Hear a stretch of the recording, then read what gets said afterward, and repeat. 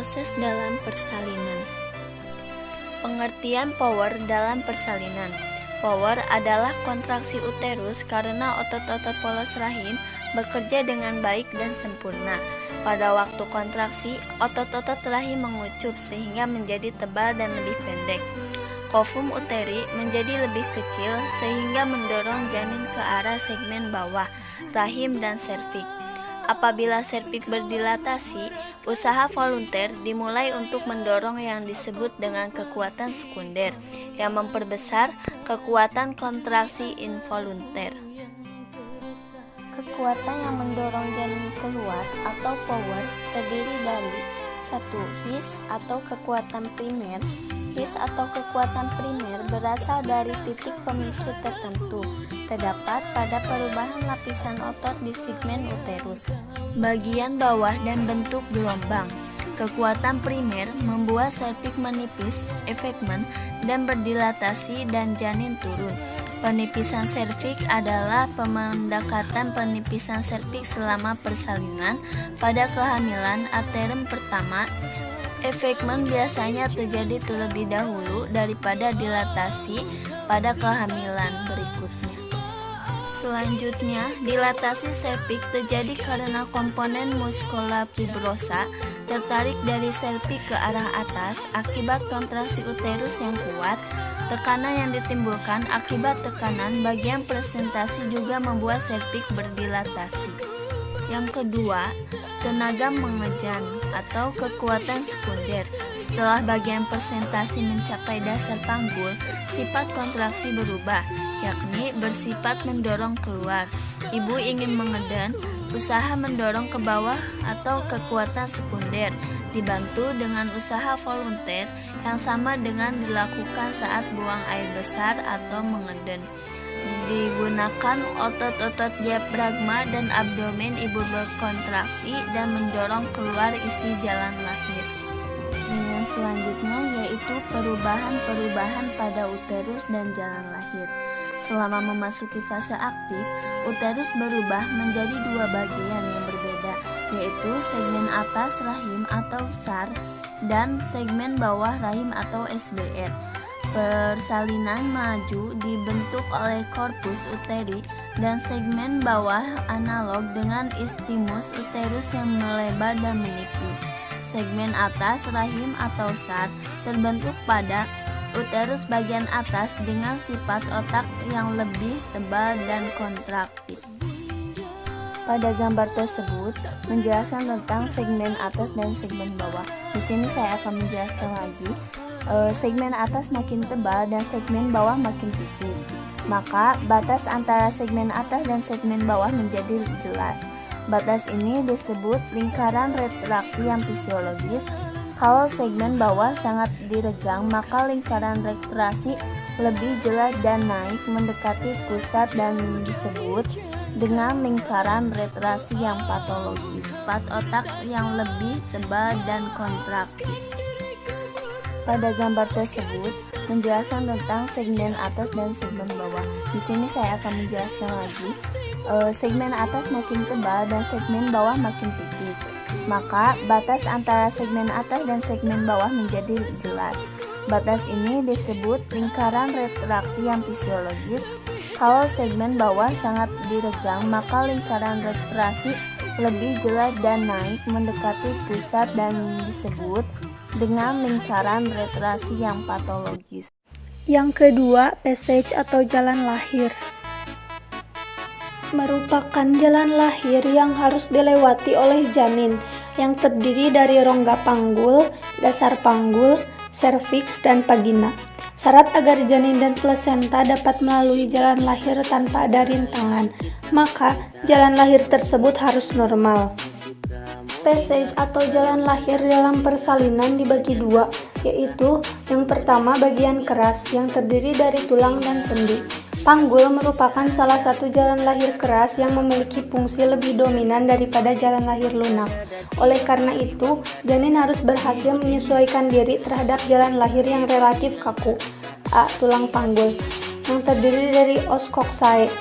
Yang kedua, os sacrum. Yang ketiga, os coccygeus. B. Ukuran panggul. Ukuran-ukuran panggul dapat diperoleh melalui beberapa cara, yaitu pengukuran secara klinis, pemeriksaan dengan Roentgen dan pelvis, serta pemeriksaan ultrasonografi. C. Ciri khas jalan lahir. Jalan lahir terdiri dari 4 bidang, yaitu pintu atas panggul, bidang terluas panggul, bidang tersempit panggul, dan pintu bawah panggul. D. Bentuk panggul. Yang pertama ada panggul ginekoid, yang kedua ada panggul android, yang ketiga panggul antropid, dan yang terakhir panggul platypeloid. E. Bidang Hodge.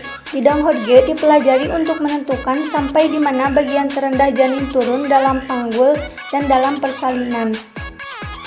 2. Bagian lunak, yaitu otot, jaringan, dan ligamen, yang terdiri dari 2 buah artikulasi os sakroiliaka yang menghubungkan os sakrum dan os ilium, 1 buah artikulasi os sakrokoksigea yang menghubungkan os sakrum dan os koksigis, 1 buah simfisis pubis yang menghubungkan 2 tulang simfisis.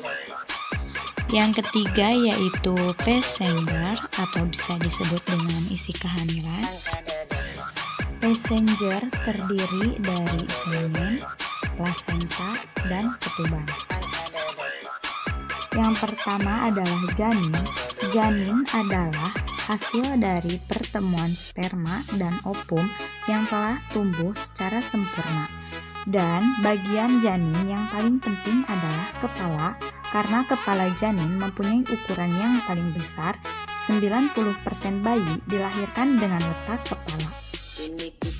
Anatomi kepala janin. 1. Tulang-tulang kepala janin, yaitu yang pertama bagian tengkorak. Bagian tengkorak itu os frontal, os parietal, os occipital, dan os temporal. Bagian mukanya yaitu os nasilis, os maxillaris, os mandibularis, dan os zygomatic. Satura atau sela ruang antara dua tulang, satura frontalis antara kedua tulang frontal, satura sagittalis antara kedua tulang parietal kiri dan kanan, satura coronalis antara tulang parietal dan frontal, dan satura lamboidea antara tulang parietal dan occipital. Nah, teman-teman, berikut ini adalah contoh dari gambarnya. Fontanel atau ubun-ubun merupakan pertemuan beberapa satura. 1. Fontanel mayor merupakan pertemuan antara satura sagittalis, satura frontalis, dan satura coronaria. Yang kedua, fontanel minor merupakan pertemuan antara satura sagittalis dengan satura lamboidea. Ukuran-ukuran kepala janin yaitu yang pertama,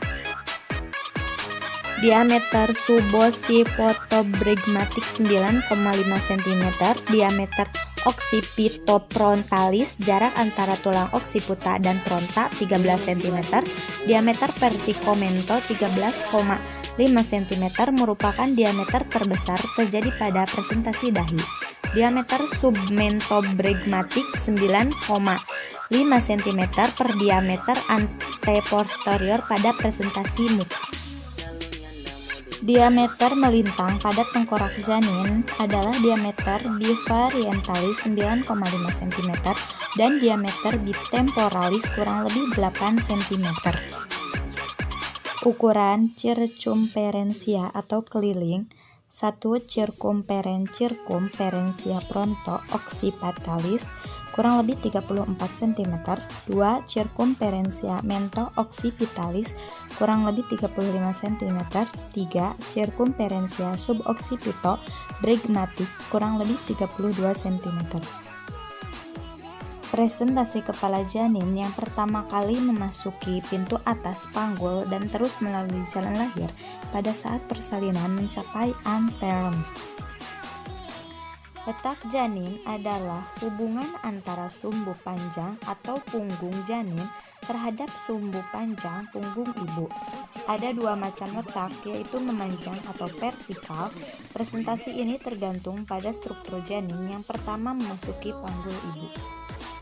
Sikap janin merupakan hubungan bagian-bagian tubuh janin yang satu dengan bagian tubuh yang lain yang sebagian merupakan akibat pola pertumbuhan janin dan sebagai akibat penyesuaian janin terhadap bentuk rongga rahim. Posisi janin, hubungan antara bagian presentasi terhadap 4 kuadran panggul ibu, yaitu posisi oksipito anterior kanan, oksipito transpera kanan, oksipito posterior kanan, oksipito posterior kiri, oksipito transpera kanan, oksipito anterior kiri. Yang kedua yaitu ketuban. Ketuban ini berfungsi untuk melindungi pertumbuhan janin, menjadi bantal untuk melindungi janin terhadap trauma dari luar, menstabilkan perubahan suhu, pertukaran cairan, sarana yang memungkinkan janin bergerak bebas sampai mengatur tekanan dalam rahim. Tak hanya itu, air ketuban juga berfungsi melindungi janin dari infeksi dan pada saat persalinan, ketuban yang mendorong serviks untuk membuka juga meratakan tekanan intrauterin dan membersihkan jalan lahir bila ketuban pecah. Saat usia kehamilan 25-26 minggu, jumlahnya rata-rata 239 ml lalu meningkat jadi 984 ml pada usia kehamilan 33-34 minggu dan turun jadi 836 ml saat janin siap lahir. 3. Yaitu plasenta. Plasenta adalah bagian dari kehamilan yang penting, di mana plasenta memiliki peranan berupa transport zat dari ibu ke janin, penghasil hormon yang berguna selama kehamilan, serta sebagai barier. Melihat pentingnya peranan dari plasenta, maka bila terjadi kelainan pada plasenta akan menyebabkan kelainan pada janin ataupun mengganggu proses persalinan. Pada tahap-tahap perkembangan ini, zona pellucida masih mengelilingi sebelum terjadinya implantasi. Zona pellucida menghilang sehingga blastosit menempel pada permukaan endometrium, maka blastosit menyatu dengan epitel endometrium. Telah terjadi erosi pada sel epitel endometrium, transfolat masuk lebih dalam ke dalam endometrium dan segera blastosit berkurang di dalam endometrium. Implantasi ini terjadi pada daerah endometrium atas, terutama pada dinding posterior dan uterus. Perubahan psikologis dalam persalinan terbagi menjadi 4 bagian. Yang pertama, perubahan psikologis skala 1, yang kedua, perubahan psikologis skala 2, yang ketiga, perubahan psikologis skala 3, dan yang keempat, perubahan psikologis skala 4. Perubahan psikologis skala 1 terbagi menjadi 8 bagian. Yang pertama, perasaan tidak enak, kedua, takut ragu akan persalinan yang akan dihadapi, yang ketiga, sering memikirkan antara lain apakah persalinan berjalan normal, yang keempat, menganggap persalinan sebagai percobaan, yang kelima, apakah penolong persalinan dapat sabar dan bijaksana dalam menolongnya, yang keenam, apakah bayinya normal atau tidak, yang ketujuh, apakah ia sanggup merawat bayinya, yang kedelapan, ibu merasa cemas. Perubahan psikologis dipengaruhi oleh 1. Pengalaman sebelumnya, 2. Persiapan menghadapi persalinan seperti fisik, mental, materi, dan sebagainya. Yang ketiga, lingkungan. Yang keempat, mekanisme coping. Dan yang kelima, sikap terhadap kehamilan. Dan yang kedua, perubahan psikologis skala 2 terbagi menjadi 4 bagian. Yang pertama, sering timbul rasa jengkel, tidak nyaman saat ibu bersalin, merasakan nyeri akibat kontraksi uterus yang semakin sering. Dan yang kedua, metabolisme ibu meningkat, denyut jantung meningkat, nadi, suhu, pernapasan meningkat, ibu berkeringat lebih banyak. Akibatnya ibu merasa lelah sekali, kehausan ketika bayi sudah dilahirkan karena tenaga habis dipakai untuk menelan. Yang ketiga, tidak sabaran, sehingga harmoni antara ibu dan janin yang dikandungnya terganggu. Hal ini disebabkan karena kepala janin sudah memasuki panggul dan ibu timbul kontraksi-kontraksi pada uterus. muncul rasa kesakitan dan ingin segera mengeluarkan janinnya. Dan yang keempat, efek yang dapat terjadi pada ibu karena mengedan, yaitu hexhausting. Ibu merasa lelah karena tekanan untuk mengedan sangat kuat. 2. Distres. Ibu merasa dirinya distres dengan ketidaknyamanan panggul ibu karena terdesak oleh kepala janin. 3. Panik. Ibu akan panik jika janinnya tidak segera keluar dan takut persalinannya lama. Yang ketiga, perubahan psikologi skala 3 terbagi menjadi 4 bagian. Yang pertama, bahagia. Yang kedua, cemas dan takut kalau terjadi bahaya atas dirinya saat persalinan karena persalinan dianggap sebagai suatu keadaan antara hidup dan mati. Yang ketiga, cemas dan takut karena pengalaman yang lalu. Yang keempat, takut tidak dapat memenuhi kebutuhan anaknya. Dan yang keempat, perubahan psikologi skala 4 terbagi menjadi 5. Yang pertama, fase honeymoon. Yang kedua, ikatan kasih. Yang ketiga, fase pada masa nipas terbagi menjadi 2. Yang pertama, taking in, dan kedua, taking hold. Yang keempat, bonding attachment. Yang kelima, respon antara ibu dan bayinya terbagi menjadi touch, A to A, kontak, odor, body warmth, voice, entertain, dan perubahan psikologi skala 3 terbagi menjadi 4 bagian. Yang pertama, bahagia. Yang kedua, cemas dan takut kalau terjadi bahaya atas dirinya saat persalinan karena persalinan dianggap sebagai suatu keadaan antara hidup dan mati. Yang ketiga, cemas dan takut karena pengalaman yang lalu. Yang keempat, takut tidak dapat memenuhi kebutuhan anaknya. Dan yang keempat, perubahan psikologi skala 4 terbagi menjadi 5. Yang pertama, fase honeymoon. Yang kedua, ikatan kasih. Yang ketiga, fase pada masa nipas terbagi menjadi 2. Yang pertama, taking in, dan kedua, taking hold. Yang keempat, bonding attachment. Yang kelima, respon antara ibu dan bayinya terbagi menjadi touch, A to A, kontak, odor, body warmth, voice, entertain, dan 5. Pisician atau penolong. Pisician atau penolong adalah petugas kesehatan yang mempunyai legalitas dalam menolong persalinan, antara lain dokter, bidan, serta mempunyai kompetensi dalam pertolongan persalinan. Bidan atau tenaga kesehatan lainnya mempunyai tanggung jawab yang besar dalam proses persalinan, membantu perkembangan fisiologis maupun patologis pada ibu dan keluarga dengan bahasa yang mudah dimengerti. Kesalahan yang dilakukan bidan dalam mendiagnosis persalinan dapat menimbulkan kegelisahan dan kecemasan pada ibu dan keluarga. Penolong juga bisa mempengaruhi proses persalinan. Oleh karena itu, menolong sesuai standar yang telah ditentukan, yaitu 60 langkah asuhan persalinan normal. Memberi asuhan sayang ibu mulai dari kala 1 sampai dengan kala 4. Memberi motivasi dan dukungan kepada ibu. Mengambil keputusan dan tindakan segera jika terdapat tanda penyulit persalinan.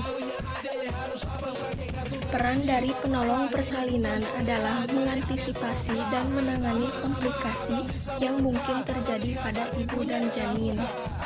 Cukup sekian dan terima kasih. Mohon maaf bila ada kesalahan. Wassalamualaikum warahmatullahi wabarakatuh.